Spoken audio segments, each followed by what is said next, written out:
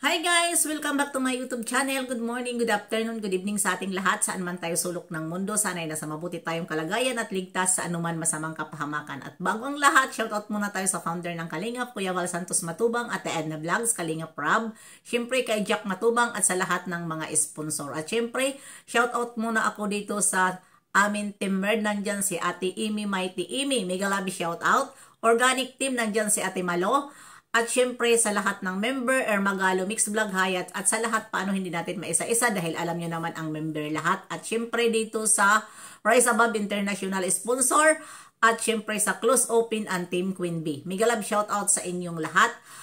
Guys, meron lang ako dito re-reactionan na ito ay nakita ko ito sa unboxing ni Richelle Morales. Shoutout dyan kay Dodong Roel at kay Richelle Morales. At ito ay parang emotional din ako dito sa narinig ko sa mga sinabi ni Richelle. Dahil nga in-unboxing niya yung may nagpadala sa kanya na ito ay gamit nila sa pagbablog at sinabi niya tag-isa siguro kami dito nilangga. Palangga niya si Dodong Roel. At ayan na nga sa mga sinabi niya ay nalungkot ako dahil ito si Richelle ay hindi niya napigilan at napaiyak siya. Siguro ko si Richelle ay may naisip siya na sa ganyang sitwasyon na ngayon na may nambabas sa kanya at hindi niya napigilan na paluha siya at sa niya at nakikita ko naman na si Richelle ay kinakaya niya. Kinakaya niya ang lahat na hindi niya ipakita na kaya niya ang mga basher. At ayun na doon din ako naawa sa sinabi niya na siya ang nagiging pamilya. Siya ang nagiging nagresponsibilidad sa lahat dahil alam mo nyo ba na sinabi niya bayad ng kuryente o lahat-lahat. Natural, nakikita natin. Ang tatay niya ay wala rin trabaho. Mabuti na lang at nakita ni Kalingap Rob na siya ay naging ganyan at pasalamat din tayo kay Kalingap Rob at nakatulong din siya kay Richelle sa pamamagitan ng pag-vlog niya at nakita si Richelle ng maraming sponsor. At ayun na ngayon ang nangyari, 'di ba? Gumanda na at nagkaroon ng channel si Richelle. Kaya kita ko naman din kay Richelle na si Richelle ay walang sawa din pagpapasalamat kay Kalingap Rob dahil ramdam din ni Richelle na hindi siya magiging ganyan kung hindi galing kay Kalingap Rob. At yun sa mga babas naman dyan kay Richelle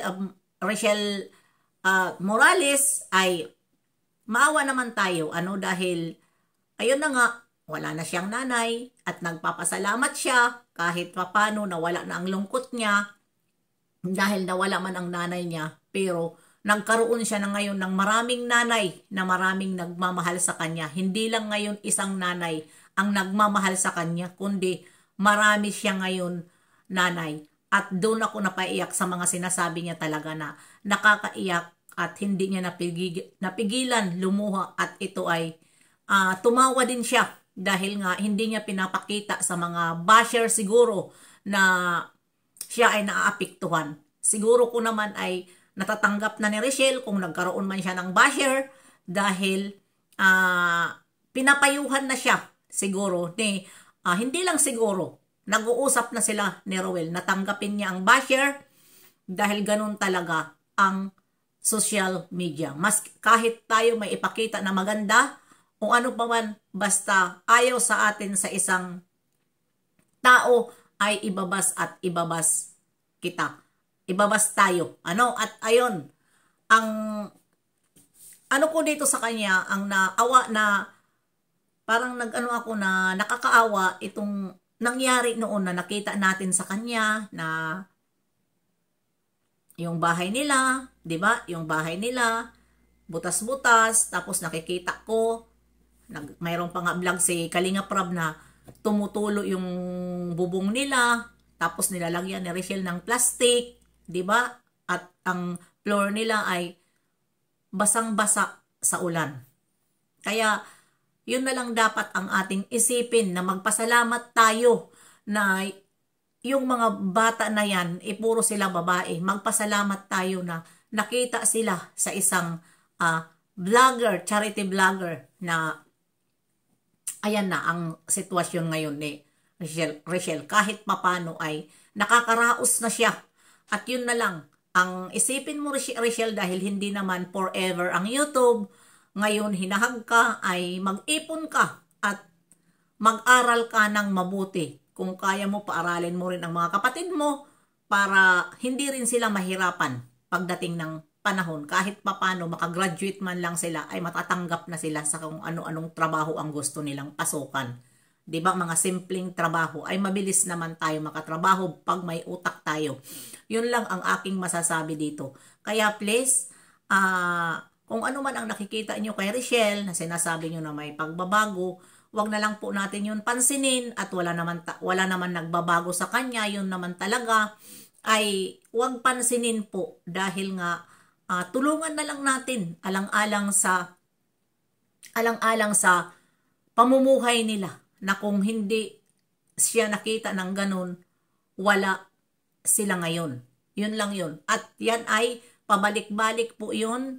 Sinasabi ni Richelle at tinatanaw niya na utang na loob, at lagi niya nababanggit si Kalinga Prab na hindi siya magkakaganyan kung hindi galing kay Kalinga Prab. Yun na lang po. Kaya wag po natin, kung sino man po dyan ang nagagalit kay Richelle, kung kayo man ay mga classmate o ano pa man dyan, ay isipin nyo na lang ang sitwasyon noon nila Richelle. Diba kung naaawa kayo noon sa sitwasyon nila Richelle, siguro ko naman sa ngayon na umangat siya, ay sana naman ay maging masaya tayo.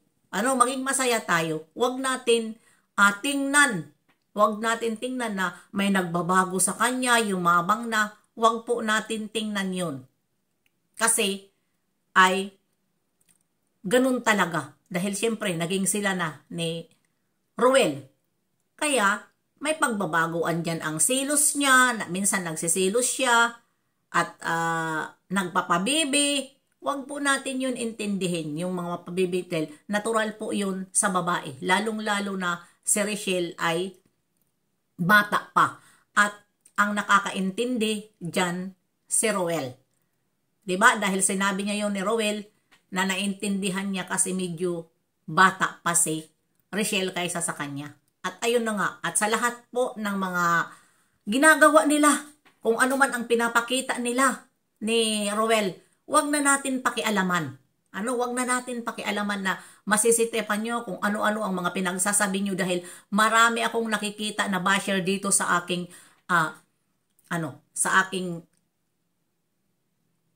minsan live at dito sa akin upload. 'Di ba?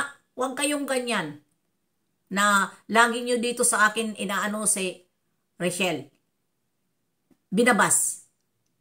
Kaya tingnan nyo na lang ang sitwasyon nila noon. Ngayon, mula nung hindi pa sila, umpisa pa lang na inaano sila ni Kalinga Prab. Diyan ang tingnan nyo. Huwag nyo tingnan ang ngayon. Ngayon na naging ganyan na siya, maging masaya tayo. Dahil nagkaroon siya. Diba? Hindi pa naman has-in na nagkaroon siya. Nakasahod siya YT. Hindi siya nahihirapan magbayad kung ano ang makakain nila, kung ano ang mga pangangailangan nila sa school, sa mga kapatid niya.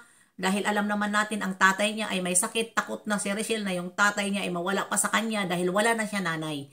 Kaya minamahal ni Richelle ang kanyang papa. Yun lang mga kananay, mga basher dyan, maawa naman kayo. Hayaan na lang natin. God bless sa ating lahat. Happy Three Kings. Love you all mga kananay. Mwah.